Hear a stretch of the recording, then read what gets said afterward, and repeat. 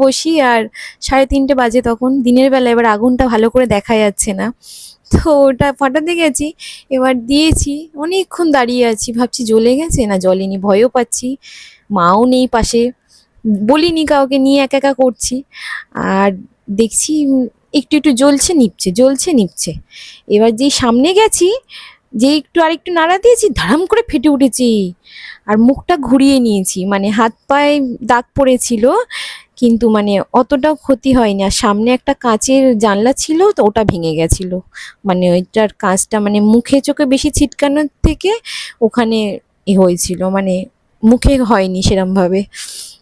হাত পা গুলোতে দাগগুলো এখনো আছে, মানে ছিটকে লেগেছিল খুব, মানে আগুনটা বেশি হলে তাহলে পুড়ে যেতাম, পুরো হাত পা পুড়ে যেত।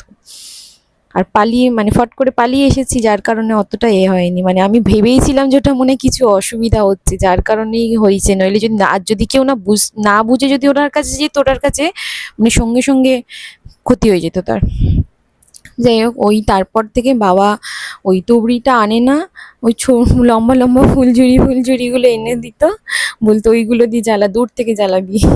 আবার ওই ফুল, ওই অত লম্বা ফুলঝুরি আনবে, আবার ওটাকে একটা বাঁশের মধ্যে লাগাবে, লাগিয়ে তারপর আমরা ওই গিয়ে তুবড়ি ফুবড়ি জ্বালাতাম, এত ভয় পেত।